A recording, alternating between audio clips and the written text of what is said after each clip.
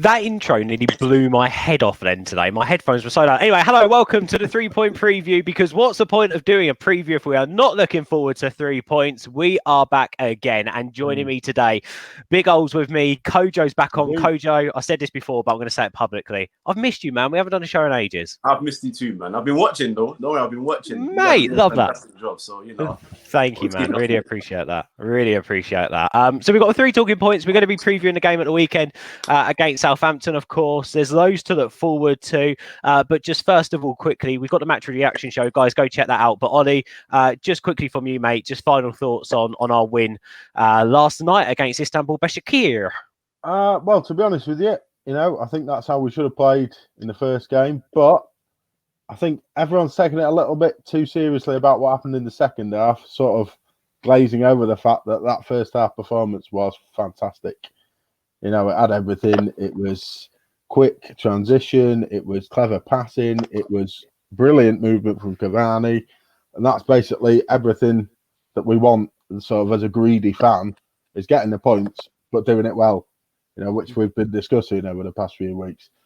And I think, to take a bit of the shine off what was a brilliant performance is a bit unfair. You've got to make changes. We've got a lot of games coming up, like Southampton on Sunday.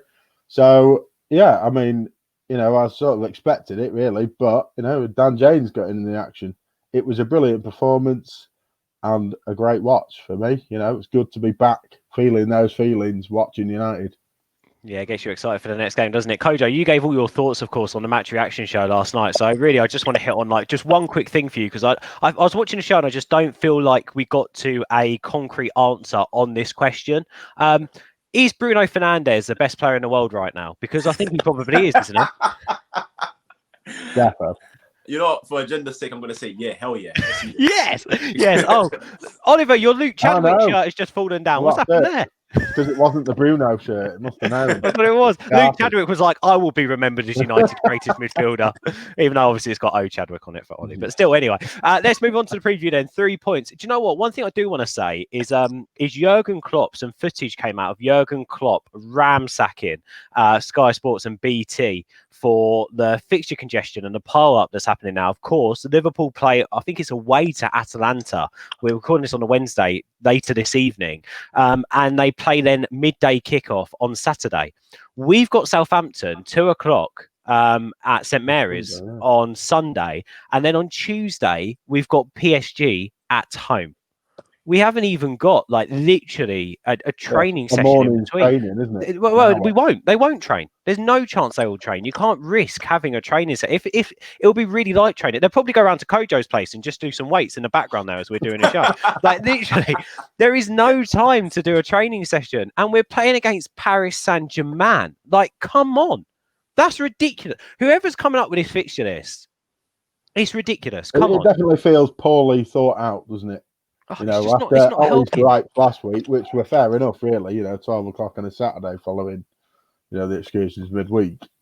It's just, I don't know whether it's been a bit rushed, but you would have thought someone's getting paid enough to have to work it out, forward plan, to be able to come up with a plan so that, look, for me, if you're broadcasters, if you're the Premier League, if you're even the FA, you're going to have to look at this fixture list and go, yeah, we want English clubs to get to the elite stage of the Champions League up against the biggest clubs in Europe. Surely they do. Surely that's a good look for English football. An embarrassment for them a little bit. All the managers saying, what are you doing?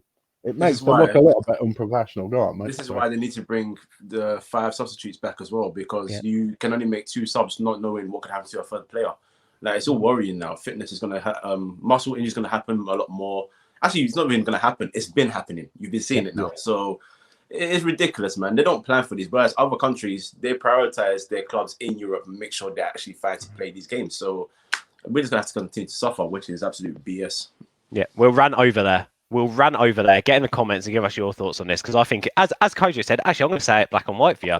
It's bullshit. Get in the comments and call it out, because it's absolute nonsense. Right, the 3 topics for today anyway. We're going to talk a little bit about, because we're all about positivity, I'm going to say it, I want to do a bit about challenging for the title, guys. Yeah, We're going there. We're going to do that on this preview show today. We're going to talk about striking options, but first of all, the midfield conundrum. Oliver, let's come to you first. Clearly, Ollie's wet dream is McTominay and Fred, but Van der Beek after that performance and Pogba coming back fit, it is a bit of a conundrum, isn't it? How do you keep all of our midfielders at the club happy? Well, I mean, rotation really that's got to be the key. But then it's who works well with who. You know, there's only a few of them that can do two different positions in that midfield well. You know, you ask someone to play slightly out of position, it's not the same. You know, like you're not going to get a 9 out of 10 performance from them. So, I mean, for me, McTominay and Fred work. Yes, it sort of stagnates the midfield a little bit, but it's a good cover. Would Van der Beek do as well as McTominay in quite a physical league? You know, there's always this a little bit more space when you're playing in Europe. So as much as, you know, we've grown to sort of not hate it, but accept it, that it is, you know, it's not the best midfield. It's a good cover or a good, you know, base. So, you know, it only takes Bruno to be on song in front of them with support from, you know, the wingers and the likes of Tellez helping that sort of width. So we're not just having to go through the middle. And you do get a good performance, you know. I think, yes, it's all very well saying, you know, we could try and fit them in. I mean, I wouldn't want the job of trying to fit Pogba, Van der Beek and Bruno in one midfield. You're going to have to sacrifice someone there.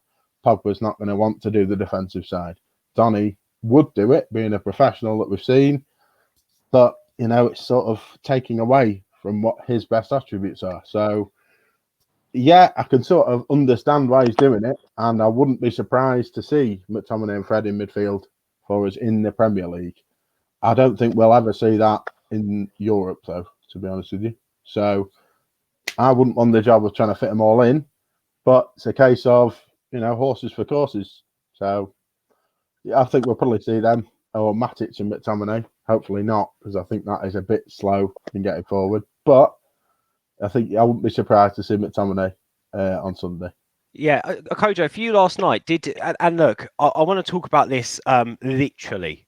I don't want to I don't want to just talk about the fact that Van der Beek individually had a great game. I don't want to talk individually about the fact that Fred was all right. I think he's all right. Yes, I don't think he set the world alight. I don't think it's one of his best performances. But for you, did that midfield partnership work yesterday with Van der Beek and Fred? Did it actually work in the grand scheme of things? Because for me, and I'll give quickly my thoughts.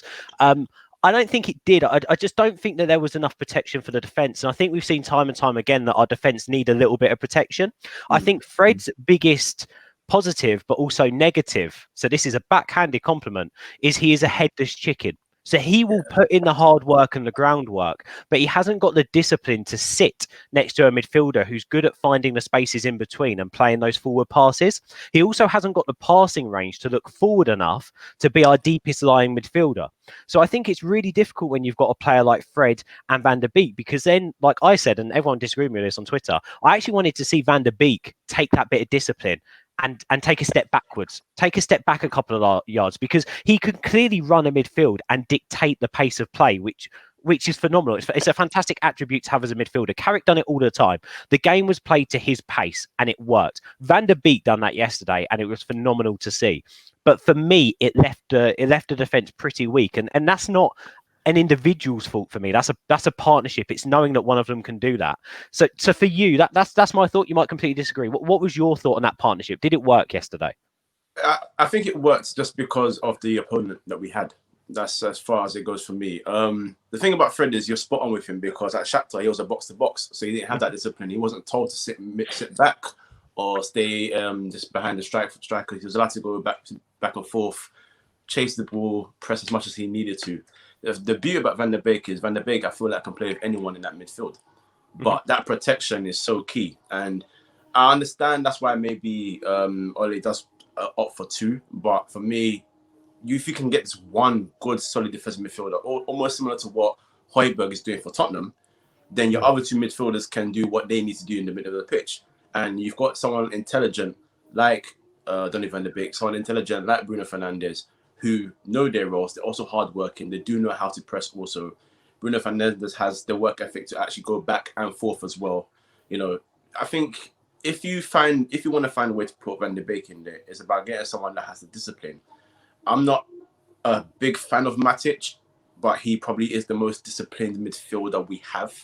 As in, if he's told to sit back and sit in front of the defense, he probably would do that and do it okay. And he comes in deeper, doesn't he, to make a defensive three when he needs to pick the ball up. And then you've got Van der Beek in front of him, breaking the lines between that striker attacking midfielder and then potentially the other midfielders in the opposition team, like you say, the discipline. Exactly. So, you know, in terms of that, I think that's the best way going forward. I know also fans, including myself, I've said that I want to see the obvious three in midfield together, but you can't put those three in there unless there's another extra midfielder in there just to sit back and let the three do their thing. I think you take those chances in games where you're expected to dominate, where you're expected to dictate the game and just control it and kill the team off. But if someone has to start for me right now, it's Donny van der Beek. And if someone's going to sit back, the only person I thought would do the job was Matic. And then not Pogba, because Pogba, I think, he needs to express himself a lot more. I think when he's told to do too much in terms of instructions and sitting back and playing long passes, I feel like he gets frustrated himself and tries to do a lot more than he should do. Becomes ill-disciplined. We're just talking about discipline. Yeah, exactly. He becomes ill-disciplined. He wants to dribble a bit more, wants to get past players because he wants to drive the team forward, and then that will make a mistake because mistakes will happen, and then he'll get a lot of noise for that. So Matic, Van der Beek, and then Bruno or Pogba. I think you can swap those two around because they're that good. You can do what you want with those two, you know. So that's what I will go with anyway. Yeah, good shout, mate. Good shout. Temi, welcome along, bud. How are you? Tired, but I'm good. Can't complain. Good, man. Good to see your face. Look, we're talking about the midfield conundrum at the moment. Obviously, we saw Van der Beek play phenomenally last night. I thought he was really, really good. Whether or not you like that partnership with Fred or not, at the end of the day, we won the game, so who cares? But for you then, who's the best player to sit alongside Van der Beek if we're playing the two there and Bruno Fernandes further forward? Probably Matic, but I mean does McTominay have a shout, Temi? No, because him and Fred are the same player. I mean, except they just have different box to box players. McTominay is not any more disciplined than Fred is. I think they both go where the ball is and they try to find the ball and chase it down and, you know, win the ball back. That's what they both do. Obviously with kind of different skill sets. McTominay is bigger, more powerful, stronger. Fred's technically better, you know, a little bit quicker too, if that makes sense. But it's unfortunate that we don't have, you know, a stronger, you know, center back there, you know, somebody with a little bit more pace, because I think one of the issues we had is when, you know, Fred went to win back the ball or Donny, you know, pushed up a little bit. When that space was there, our center backs start backtracking. They don't want to, they fear that if they step in and try to win the ball, they'll get burned for pace, which they will. And I think it was, in the first half specifically, Harry Maguire was, you know, I think it was a little bit, you could see a little bit of the issues there. Even Victor too, but I think Victor handled it well before his injury. I think it's tricky. I think it's really tricky, but I think we need to persist with it until until Axel is ready or something, because I don't mind two defensive midfielders, but it's obvious that Ollie doesn't know how to play with two defensive midfielders and still have some attacking intent. So why not? If you're gonna go down swinging. That's how I feel. I mean, you started your career at Manchester United very progressive, in my opinion. I still think that from January to, let's say, March, April period when he first got the interim job, that's the best football we've played, bar none, post Alex Ferguson, still to this day, even since Ollie's reign, you know, as full-time manager. So I think that we need to be, I think he needs to, for lack of a better term, grow a pair and continue doing this, because it was fun to watch yesterday. It was fun to watch. We saw shades of it, didn't we, last night? And I think that's what was great. And it was good to watch, and it makes you excited for the weekend. And you know, and there will be groans if Van der Beek doesn't start in the middle of the park, I think, against Southampton. But also, I just want to throw one more thing out there. I want to dispel any myth that says that we should change up to a 4-3-3. There is no way you take Bruno Fernandes out that number 10 position at the moment. You just don't do it. You've got your best player putting in the best performances out of anyone on the pitch. You don't change in positions just to suit other players around him. For me, you build a team now around Bruno Fernandes in that position, which I think is why Ollie is insisting in playing the two. But I think you're right, Temi. He needs to grow some balls and allow those two in the middle of the park to actually get a little bit further forward, and for the whole team to push further forward a little bit more to complement our style of play, to complement the way we want to play. And I just hope that first half gave him a little bit of hope that in the bigger games and in the games moving forward, that he can turn around and go, right, 45 minutes, let's kill this team off. Because we've got the capability to do that, right? So why not? Like, we don't need to make games difficult for ourselves. Yeah, I think in the bigger games, I think we still should play 2 DMs only because they're gonna put the onus on us. And when the onus isn't on us and we have to sit back, we look great because we can then win the ball back. Fred wins the ball back, Matic wins the ball back, and then the break is on, the 3v2 is on, and it looks just as good as it would have if we had one of those players. I think he needs to do what almost pull a Mourinho in a weird way and say, okay, I'm playing the style of play I want to play, but these guys back here, they're not up to it. They're not up to it. I mean, Klopp did the same thing with the way he wanted to press with his forwards, right? When he first started, it was Jordan Ibe and just guys who had they just weren't up to the level, and if you can't meet that level, then you have to go. I mean, you can't play this style of play. You have to go. If Ollie's been talking about, the generic Manchester United way for 2 years now, and we have not seen it. We have not seen it for more than 5 games on the bounce consistently since he's been full time at least. So he needs to say, he's been talking about it, do it, and then where those weaknesses are, it's going to be so evident. They're going to be so evident. Okay, we're playing this way, right? But that center back pairing just can't cope with it. They can't cope with the way we want to play. They don't have the pace. You know what I'm saying? I suppose the good things are we can see the improvement areas. We need a centre back. We need a defensive midfielder. We need a right winger. And I think as soon as we get quality in those positions, we're going to be in a much better place. I thought Rashford actually held the width really well yesterday. I was impressed with him out on the right. I really was. But anyway, we're going to talk about Rashford anyway because I want to talk about striking options. Ollie, we talked there about Ollie having some balls and really persisting. That took some guts yesterday to go with the Rashford, Cavani and Martial front three, didn't it? I mean, moving Martial back out from that striking position and out on the left-hand side is changing Rashford's positioning. And obviously Cavani's coming in. He's not played much football. And yesterday, for 90 minutes, he ran around literally, he was a horse. He was galloping everywhere. He was soaking up the pressure. He was putting the pressure on. He was brilliant. His movement was insane. Well, that's what you get from a top-class player. But, let's not underestimate the sort of clever way that he put Martial on the left. It's not, he's being demoted back to a position that maybe he might be more comfortable in. It's you're not getting, your nose pushed out and you're straight out the team for Cavani. It's we can still use you in an attacking sense. And I think he did that, he did that well. He didn't look like he was sulking, which he could quite easily have done. He looked a bit more mature. He did work for the team yesterday. Cavani, if you look at his play yesterday, he was dragging people all over the show, and that's just the clever play that you're going to get from Cavani. But I think with the likes of Cavani and your sort of Matic, as much as I'd like them, in a starting 11 for me, they're not going to be able to play every game, and that's what you're not getting from getting a young striker like Haaland or certain players that could play. Probably 80% of our games as a set first team. So I think it is a juggling act, and I think last night showed that it can be done well, and you can still get the best out of the players. Rashford on the right, I wasn't expecting that. I can't imagine any of you were, and he did a good job. It wasn't sulking. It wasn't, I've been, Martial's been pushed out to the left, so hold on, now I'm getting pushed out of my favourite position. It was, a mature performance from both of them. And if you actually, look at the first half, it worked pretty damn well. So for me, well done from Ollie. You mentioned that Haaland there. Have you boys seen that stat that's been doing around this morning on Twitter? He's had 89 shots on target for both club and country since his professional debut and scored 70 goals.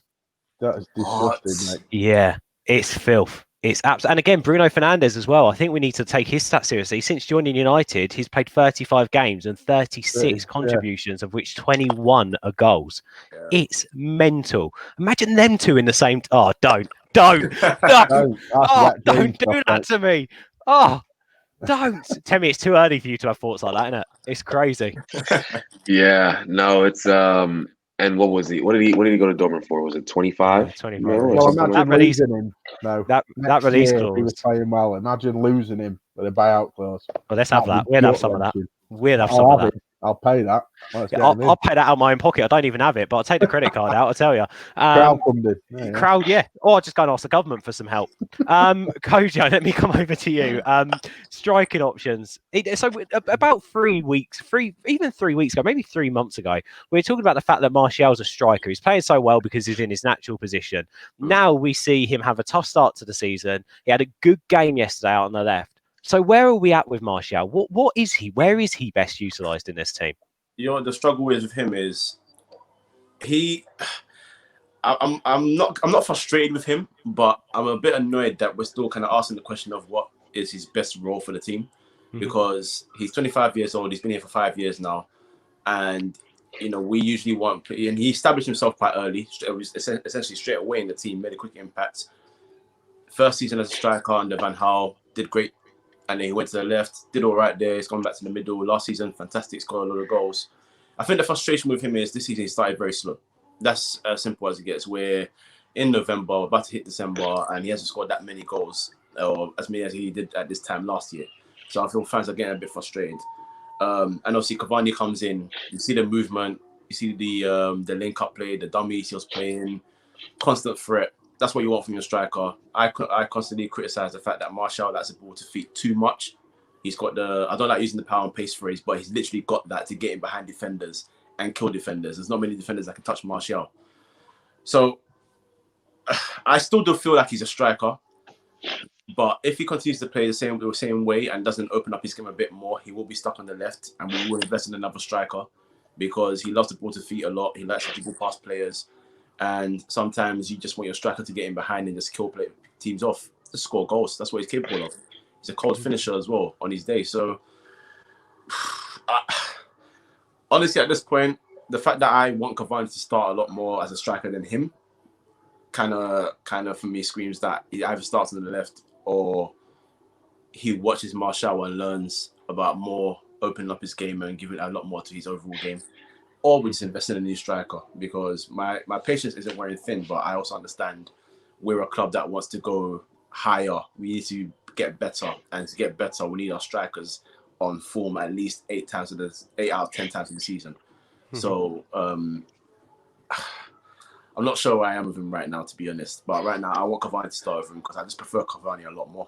I think in this system, if we're going to play those three, I actually think Rashford will work better out on the right with Martial on the left, because I feel like Martial on the left cuts in a lot more than Rashford does when he's on the left-hand side. And I feel like that could leave a lot more room for Alex Telles, and therefore we can get more balls in the box. I think he put 7 in the box, Alex Telles, in the first 21 minutes of the game yesterday, which, by the way, if it continued in that vein for the whole match, he probably would have equalled the David Moyes crossing record from that game against Fulham on his own. Like, literally, he loves a ball in the box, does Alex Telles. Crosses. But they're all quality, aren't they? They're all quality balls that he puts in the box. So, Temi, for you, do you think in this team, potentially, we get the best out of Martial on the left-hand side and not up top?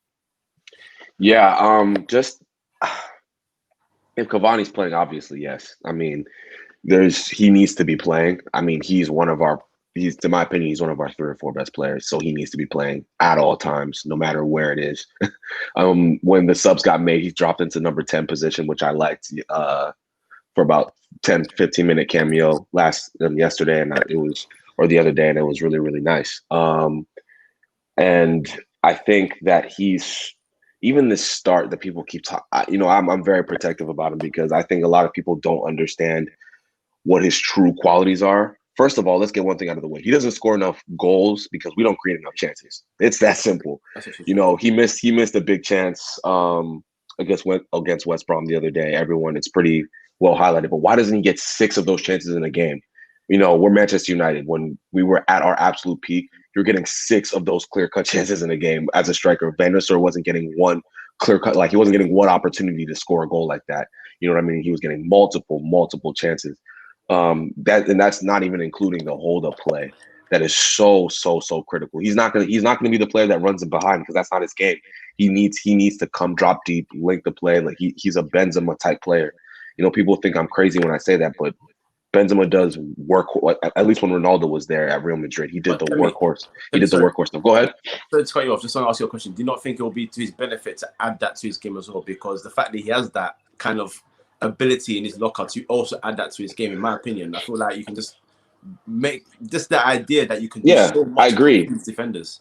I completely agree, but this is the same thing. I'm interested to see how many goals Cavani scores this year because we were talking about all the runs he made yesterday. How many times did he actually get clear? I mean, we created a lot of chances in the first. We had one shot on goal yesterday. Yeah, I mean, how many times did we create chances for him? So we're loving Cavani right now because obviously it's a new signing, it's a breath of fresh air. He's playing well. He's playing very well. The same way I think Martial plays well, even when he doesn't score goals. But if we're not creating chances in 5 games, we're going to be complaining. Why isn't he scoring? The same question is going to be asked. Why do we sign this 33-year-old? He's not. It's 6 goals or 1 goal in 6 games. What if we don't create chances? Our strikers aren't going to score. It's that simple. So he can run it behind. Go ahead. Yesterday, though. He was drawing the players away, making the space, and it's clever movements that he's giving us. But no, I know what you mean. If Cavani's not scoring, 10 in 20 games, you're a bit like, what is he here for? Exactly. But then again, it's like you're saying, have we not moulded Martial into that sort of drop deep number 9 for the hold up play? Well, apparently not. Apparently not. You can sort of see it in the way that he's played, Well, but we had I can't remember who it was now, but we had someone on the show a couple of days ago who asked that question to I can't remember who he asked that question to, but he asked someone that question within the United ranks. I can't remember if he asked Mike Phelan that question or so. I can't remember who it was who we had on the show. Oh no, you were right. I remember. But he said no.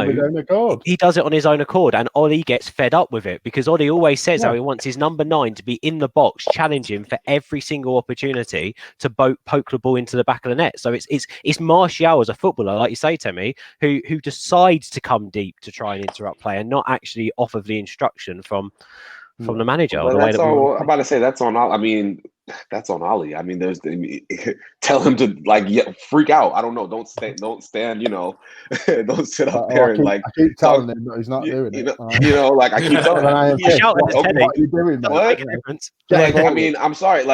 Again, what Ollie was just mentioning a second ago. Cavani was making runs to open up the space. That's his way of working for the team. That's his way of doing the workhorse duties. Martial's is just a little bit different.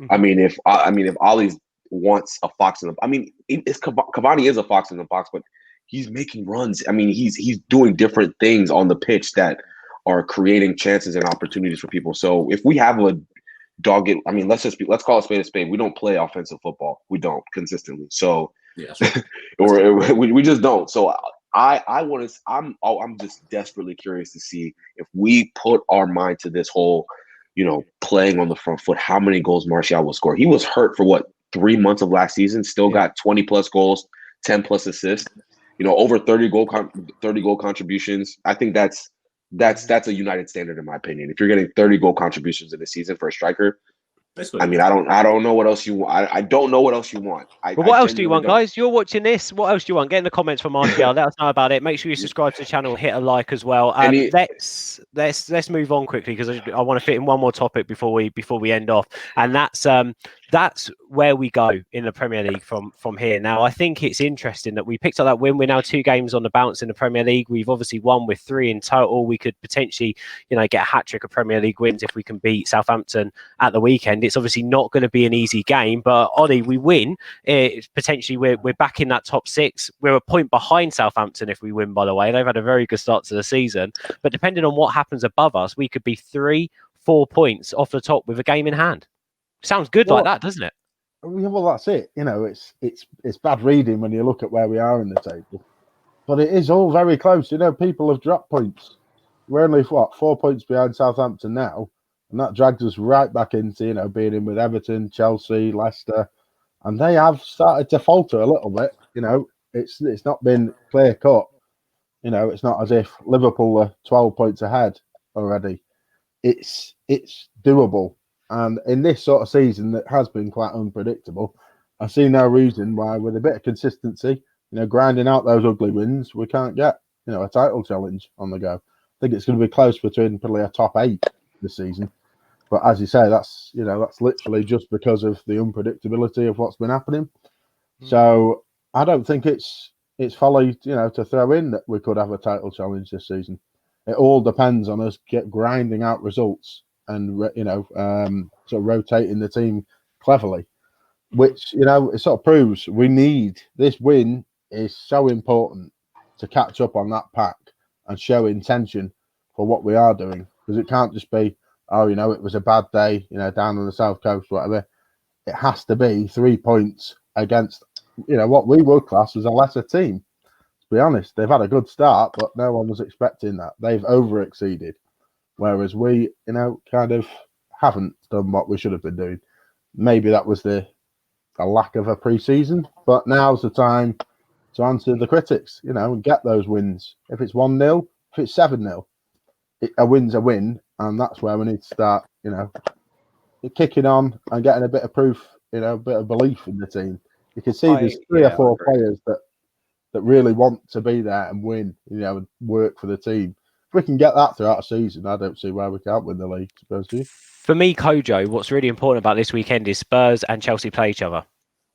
They play each other this weekend. So Chelsea, if we beat Southampton, and Chelsea lose, we'll be 2 points behind Chelsea with a game in hand. If we beat Southampton and Chelsea beat Spurs, we'll be 4 points behind Spurs with a game in hand, and they currently sit at the top of the league. So whatever way you look at it, by winning at the weekend, we're putting the pressure on those teams above us who we expect to be challenging us for the very least top 4, don't we? And last season, unfortunately, at this stage of last season, these were the matches that we were dropping points. So how crucial is it that we get that win this weekend?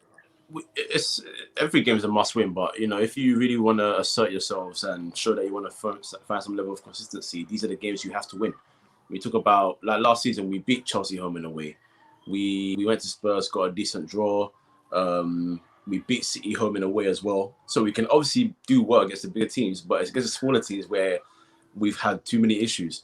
We need to win this game. Based on the fact also that if you really want to make sure you get Champions League football again, the fact that everybody else is just as inconsistent as each other is another thing. We can get close to Leicester. Leicester beat City 5-2. Next week, lost 3-0 at home to West Ham.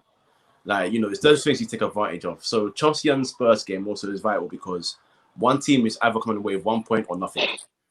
So you gotta look at that game and say, okay, you know what? Look, we weren't expecting a title challenge, but we can at least try and expect to get top 4. And if we're in and about around some time, as long as we get some consistency, then we can look at that and say, all right, maybe, because no one is great right now. Those are the 2, I guess, current best teams, maybe, but alongside Liverpool, but all 3 of them haven't been great.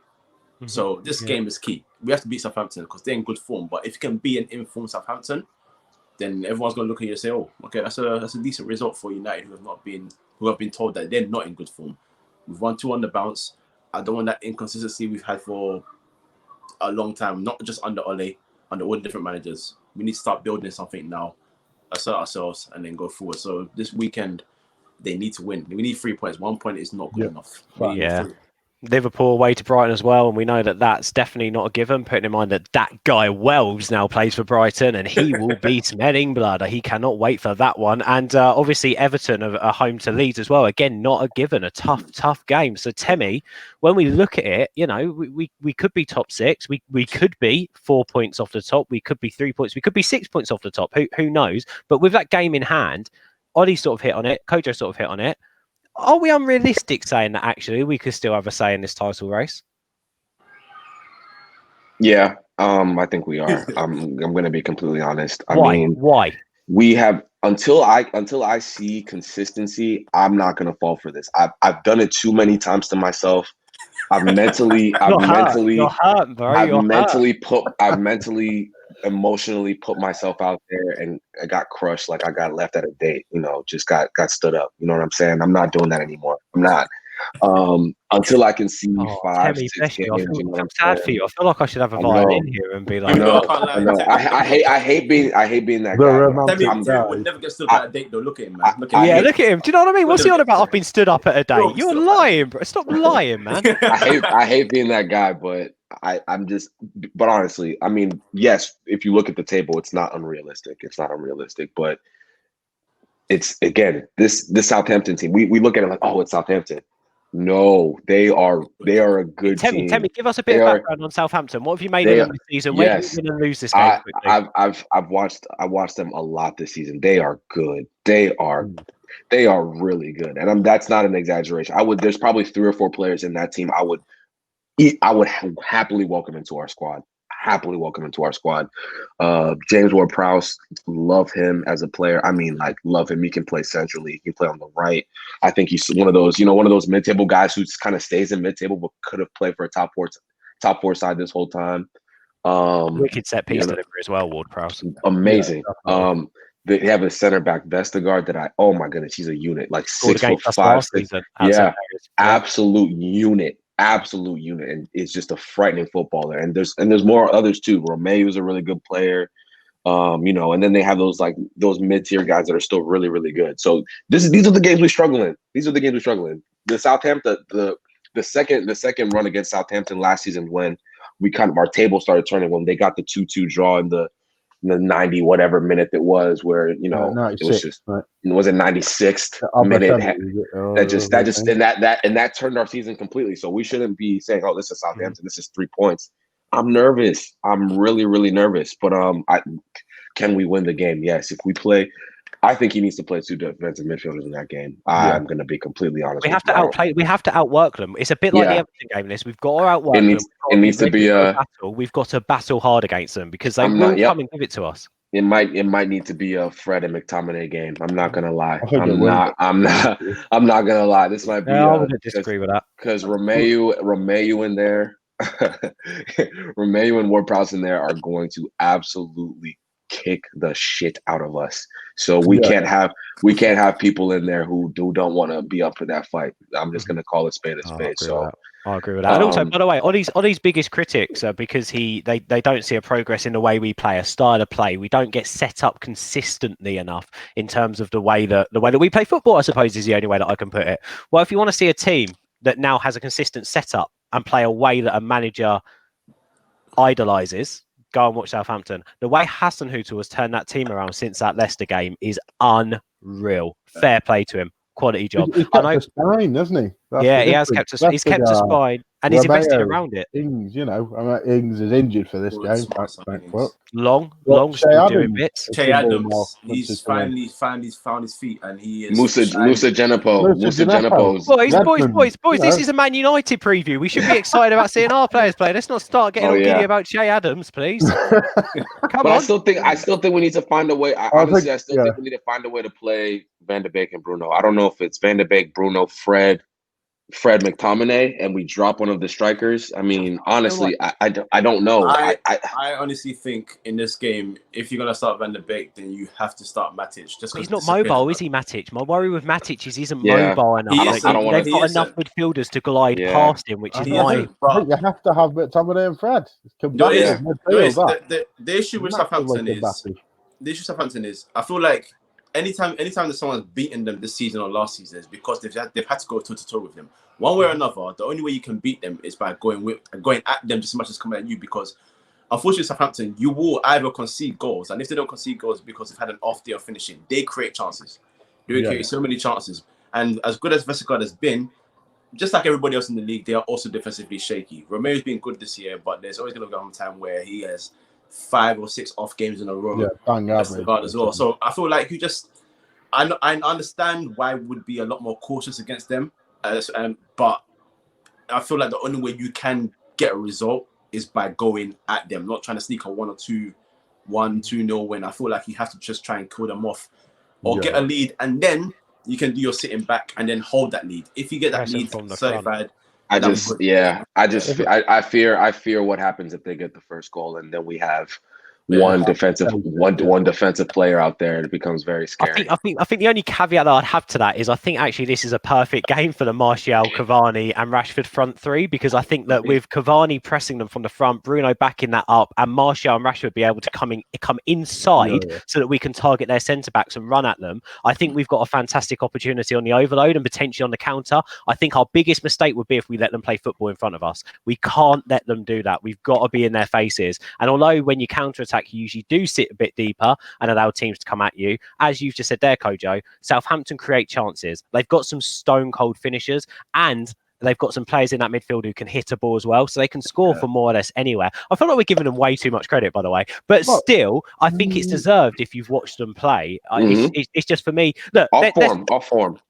Yeah, I think you've got to praise them, and I think they have a good team, and I think they deserve to be where they are right now, and they are a challenge for us. And I think we've got to, as we've said, overcome this challenge, because if we don't, we can forget about ever talking about a title challenge. So we have to overcome this game. What we're going to do, we're going to put our team predictions in the comments, guys. So just because we're all massively egotistical, go and hit a like on which team you like the look of the most, and we'll see who gets the most likes and who you think they'll run with. By the way, none of us really care that much, but please interact with our teams. It'd be good to hear your thoughts. Right, final one, guys. First goal scorer and score predictions. Oh, let me come to you. First goal scorer, I think it's going to be a set piece, Jobby. I think I'd hate to say Bruno Fernandes penalty, but that might be a given, let's be honest. I'll take that. It's going to be a tough game. And I'm going to say 3-1 United. I think we'll go there and give them a good fight. Okay, nice. Maybe finish them off at the end like we've done against Everton and Istanbul with that final goal, but cagey. I can see that. Kojo, what about you? As much as I've criticised him so far today, I have some feeling that Martial's going to score, so I'm going to say Martial. And I'll say 2-1. Mate, there's a difference between criticising and constructive criticism. And I think you have been bang on the money. You've said what you've seen. Temi, let me come over to you, man. What do you think? First goal scorer and scoreline. I'm going to go with my heart's pick, which is 2-1. So first goal scorer is going to be Cavani. And we win 2-1. I'm not going to give you my head pick. Do you know what? So if you ever watch these preview shows consistently, you know who my first goal scorer is going to be. My first goal scorer is going to be Mason Greenwood, although I'm not going to start him. It's just because I think at some point, a bit like the lottery, if I say the same person, at some point he's going to get it, he's going to score, and I'm going to get it right, and then I can bask in the glory. So I'm actually going to go 1-0 and a Mason Greenwood winner, and I would take that. I would 100%. Oh, yes. Great point, right. 100%. Although it doesn't make our goal difference look any better, which is a bit shambolic. Anyway, guys, thank you for watching. You can go and check these guys out. They're all tagged on the Twitter as well. Old Temi, Kojo, thank you guys for joining us. Get your thoughts in the comments, subscribe, hit a like on this video. And of course, we'll be live after Southampton game with a match reaction. Also, Sunday night, Wall of Reds. And if you're watching the channel throughout this week, check out the All for United podcast and loads of the other great content we have coming up from you, including the MU Women's Weekly Show, where we fans chat about how our women's team are getting on. So make sure you hit subscribe and check out other shows. Bye for now. Peace.